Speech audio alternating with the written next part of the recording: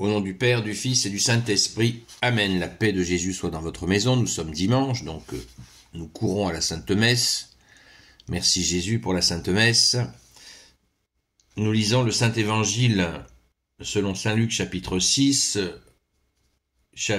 versets 17 et versets 20 à 26. Que ta parole, ô Jésus, rentre dans mon esprit, que ma bouche proclame ta parole et que mon cœur l'accueille. Alléluia. Jésus descendit avec eux et s'arrêta dans la plaine. Il y avait là un nombre impressionnant de disciples et une foule nombreuse venue de toute la Judée, de Jérusalem et des rives de Tyr et de Sidon. Levant les yeux vers ses disciples, Jésus leur dit « Heureux, vous les pauvres, parce que le royaume de Dieu est à vous. Heureux, vous qui avez faim maintenant, parce que vous serez rassasiés. Heureux, vous qui pleurez maintenant, parce que vous rirez. Heureux êtes-vous lorsque les hommes vous haïssent, lorsqu'ils vous chassent et vous insultent et vous mettent au rang des malfaiteurs à cause du Fils de l'homme. Réjouissez-vous ce jour-là, dansez de joie, car dans le ciel votre récompense est grande. Pensez que leurs pères ont traité les prophètes de la même manière. Mais malheureux vous les riches, car vous avez reçu votre consolation. Malheureux vous les nantis d'aujourd'hui, parce que vous aurez faim. Malheureux vous qui riez aujourd'hui, parce que vous serez dans les pleurs et les larmes. Malheureux êtes-vous si tout le monde parle bien de vous. C'est de cette manière que leurs pères ont traité les faux prophètes. Merci Jésus pour ta parole. Alléluia. Eh bien, Jésus galvanise les disciples. Disciple veut dire celui qui apprend. Car en suivant Jésus, les disciples, effectivement, ils perdent tout d'un point de vue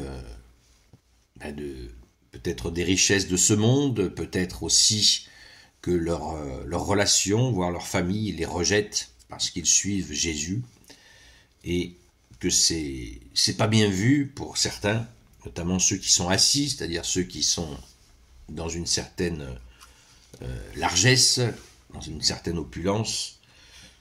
Vous imaginez partir sur la route avec Jésus, eh bien, Jésus, tu les galvanises. Et c'est absolument extraordinaire.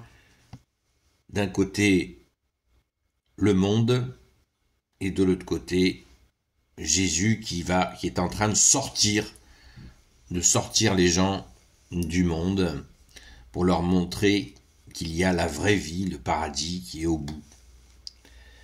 Et on revient à la définition de la sainteté. Sainteté, être saint, ça veut dire être mis à part. C'est Jésus qui met à part en dehors du monde, comme Jésus l'a dit à ses apôtres. Vous n'êtes pas du monde, mais je vous envoie dans le monde. La signification de la soutane noire pour les curés, c'est justement pourquoi ce noir. Eh bien, c'est le renoncement au monde. Et voilà, Jésus annonce la couleur, pourtant, il prévient que ceux qui sont dans l'opulence, malheureux, vous les riches, car vous avez reçu votre consolation. La consolation, eh bien, c'est la jouissance de biens matériels à l'excès. C'est une consolation, mais on sait très bien qu'elle est temporaire. Rien ne sera emmené au ciel, ni compte en banque, ni maison, ni bateau, ni tout ce que vous voulez. Rien ne sera emmené. Et au jour où l'âme passera devant toi, Jésus, eh bien effectivement, il y aura des pleurs et des larmes pour ne pas avoir reçu Dieu pendant qu'il était temps sur cette terre, et cela conduira à des pleurs et des larmes. Est-ce que Jésus condamne la richesse ? Certainement pas.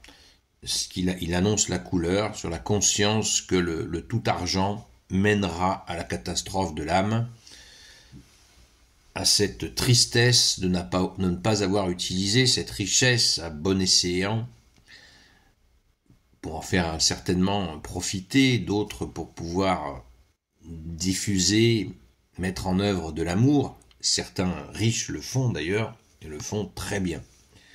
Ils ont bien compris que cette richesse était un don de Dieu et qu'il fallait qu'ils en soient bons gestionnaires au sens que ça soit de l'amour, que cela propage l'amour, la justice et la miséricorde de Jésus. Mais j'en discutais avec un ami prêtre et on convenait effectivement que quand on essaie de convertir les gens, quand on leur propose la conversion, de rejoindre Jésus, eh bien les publics les plus difficiles, les personnes les plus difficiles à convertir, eh bien à se convertir, parce qu'on ne force pas quelqu'un à se convertir, bien sûr, ce sont les riches, les gens très riches. Ils ont tout, qu'est-ce que vous voulez, que ton bon Dieu, que ce que j'en fasse, j'ai tout. Voilà, ça c'est moi qui fais une synthèse, ils ne le disent pas comme ça, évidemment, mais parce que ce sont souvent des gens prudents. Mais voilà, cette parole de Jésus est vraiment, elle est ciselée là. Hein. Vous avez reçu votre consolation très temporaire.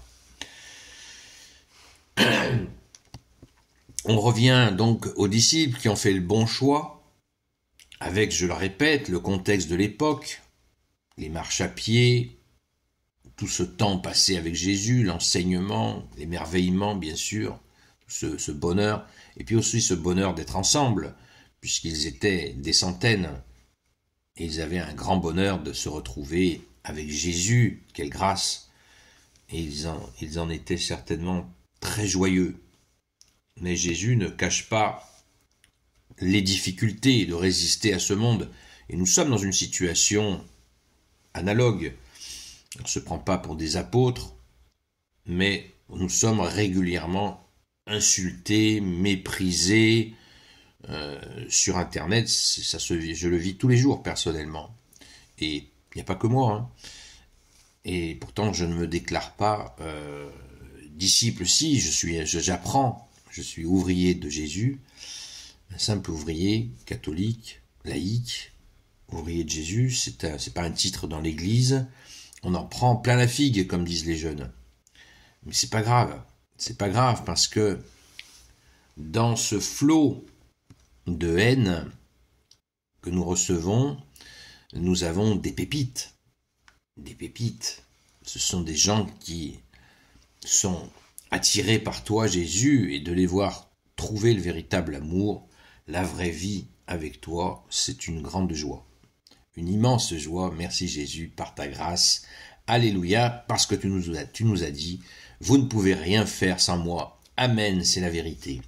Gloire soit au Père, au Fils et au Saint-Esprit, maintenant et toujours et pour l'éternité. Amen. Ô Jésus, toi qui peux tout et qui portes tout, toi le Sauveur, toi l'Emmanuel, je te confie toutes celles et ceux qui regarderont cette vidéo, ainsi que leurs proches, selon ta seule volonté, ô Jésus.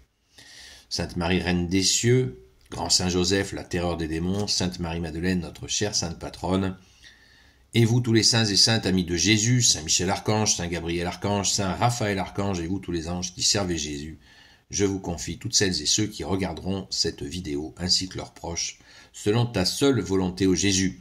Alors surtout, ne nous décourageons pas, c'est l'arme préférée de Satan qui veut dire l'adversaire, donc restons bien tout contre le Sacré-Cœur de Jésus, et notamment à la messe, et j'y vais de ce pas. À ce soir, à la grâce de Jésus.